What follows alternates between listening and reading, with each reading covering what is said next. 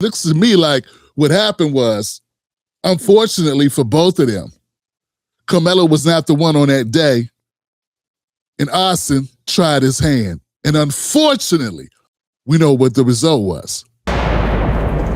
No filters.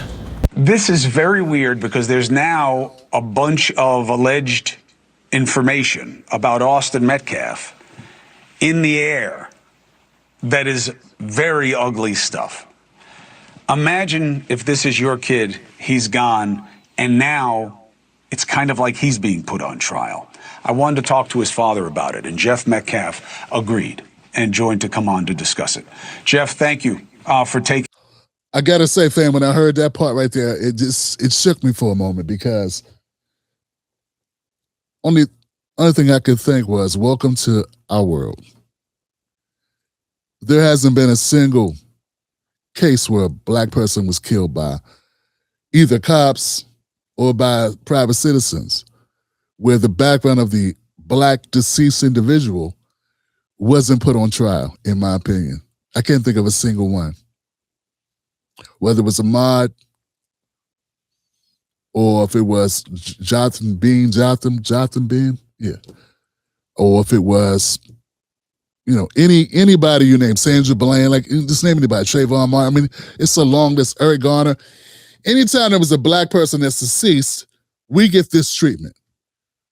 But Chris Cuomo is shaking to the core of himself, because Austin Metcalf's relevant evidence was presented about him after the trial.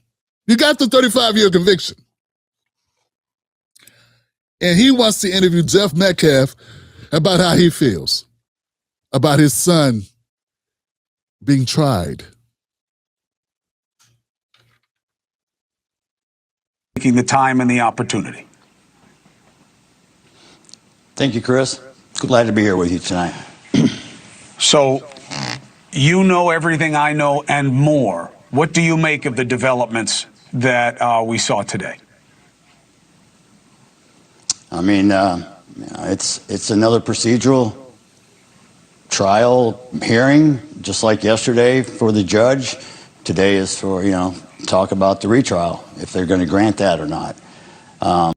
Yeah, information did come out. I'll be honest, as a father, I was disappointed, very disappointed in seeing those things.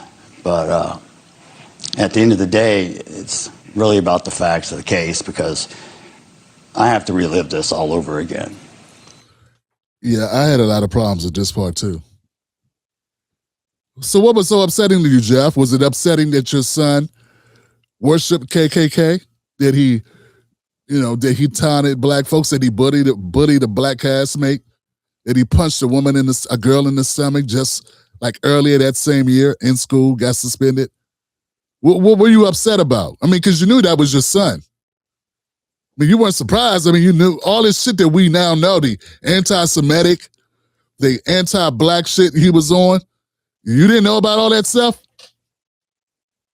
But see, that's just something I would bring up because I'm Tim Black. Of course, Chris Cuomo's not going to bring it up. I mean, it's all on the record. Jeff Metcalf knew his son. He knew his son was a blunt, plain racist. You mean to tell me, fam, that's not relevant? No one considers that as relevant when there's a group of white kids, you're under a tent, and you're the black kid under the tent, and then the one kid that you get into it with is the guy that's racist. Why the white kid walk up to him again? I thought it was just, what was it? Now we know what it was. I got a feeling that everybody under that tent lied to keep the secret of what was said in the threats that were made under that tent. Because anybody who writes kill all the ends, who's known to bully black students, well, I got a feeling he didn't say anything nice to Karmelo. But hey, of course, Jeff gets to do Crocodile Tears. Good luck with the new organization, Jeff. Ironic. Now he starts an organization. Well, no one's calling this a money grab by him? No, huh? Now he's Mr. Benevolent. What about when you were raising the little Hitler kid? You know, it's easy. Like now, look, I want to be clear, man. I wish his son was still alive, but he isn't. And I still believe that's a shame and that's a tragedy. But I also still believe that is due to the actions in part of his son of being aggressive, FAFOing with Karmelo Anthony.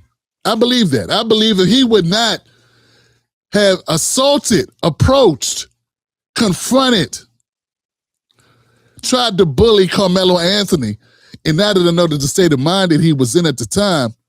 Yeah. Bad breakup with his girlfriend. Talking about he's on the verge. These are things that Karmelo said in his text messages. Probably not a good time to try to bully that guy. It looks to me like what happened was, unfortunately for both of them, Karmelo was not the one on that day, and Austin was so arrogant and so racist and so everything that his dad already knew that he tried his hand. And unfortunately, we know what the result was. And I'm not supporting the result. Once again, Karmelo should not have done that. But I also had enough to say, I also feel that Austin shouldn't have done that. And that's something I'm not hearing them say about Austin, whether it's Nate the lawyer or any of the other conservative media people. Not even Chris Cuomo could say that. There were all those other kids under that tent. When he gets into it with, the only person that ends up getting injured and unfortunately fatally stabbed is Austin. And now we're not going to connect the dots and say maybe it's because who Austin was and how Austin got down. That's a leap. Well, it was nobody else. It was him. So that's just a coincidence that the one racist who wants to kill all the blacks, the guy doing Hitler signs and shit, who's bullying other black kids in class, gets suspended for it. Not when he was 15 and 14, the same year. Now we're supposed to believe that Karmelo was not accosted by this guy. He accosts other people. Why would he not accost Karmelo? So, anyway, Chris Cuomo lives up to be the same guy I thought he always was.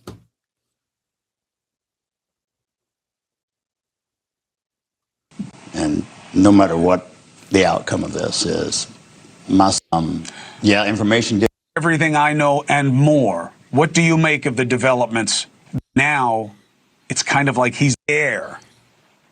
Put information about both very, very unusual.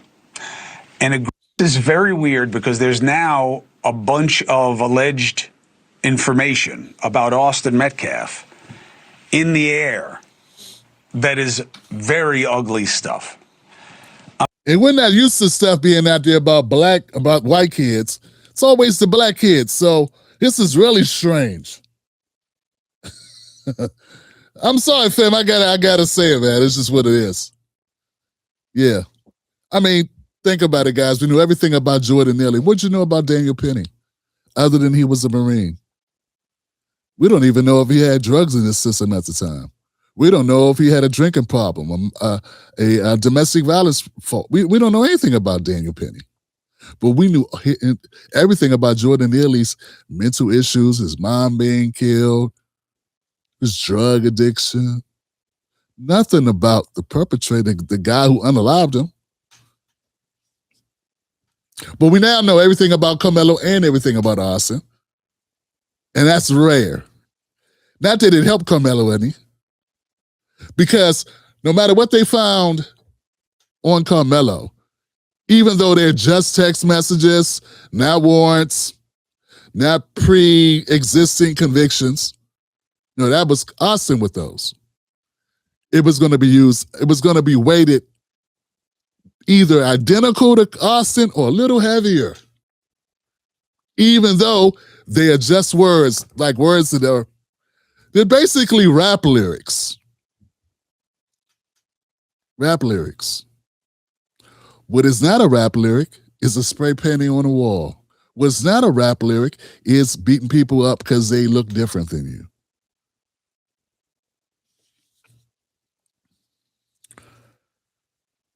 So here's the deal, fam. This is it. Once again, this is the Tim Black Show. Hit the subscribe button if this makes any sense to you.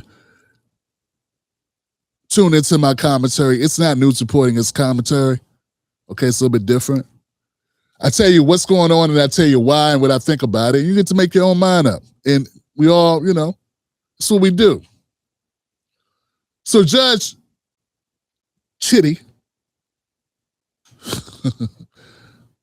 Judge Chitty, I'm just thinking of play on words what that sounds like. He ruled the procedural denial, not a retrial of the facts. He denied that there was a procedural reason based on the way the case was handled, that based on what was presented in the motion, he denied that rose to the level of a retrial. Okay? That's what happened today. Draw the line. Flawed process. Flawed process. Yeah, this whole process has been flawed as hell, right?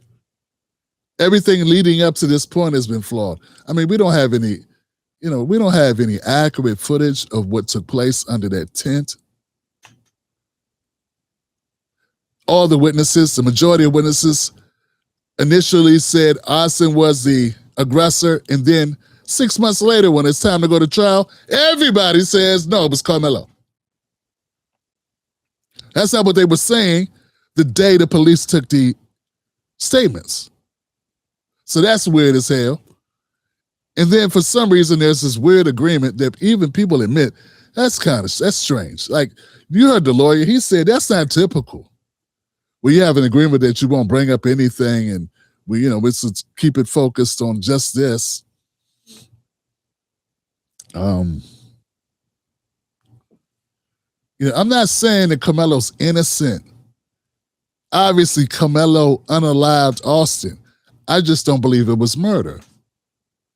And I know that's hard for some people to understand that that's the difference. It's not the same thing. So the public trials, there's also been people that have been questioning about this public trial aspect of it. We need to get into that. And then we talk about threats, public pressure. And then, of course, there's also that good misinformation out there.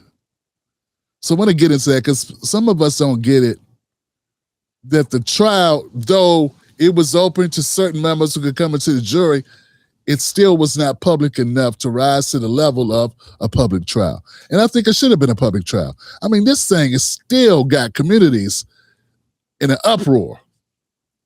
And I'm not saying if it would have been more public, that less people would be upset, but I think it would be more transparent. And that's why you want more transparent proceedings in courts and stories like this or cases like this, because the public, we don't want people at each other's throats relying on information based on a news broadcast. We want people to be able to go to the source material and see the damn trial, man. I know that there are certain people that went in the courtroom, but could you take off work to go do that? Before we move any further, man, let's go to the comment section. I know I got some people in the chat. I'm pretty sure it's kind of lit right now. Next up with Tim Black.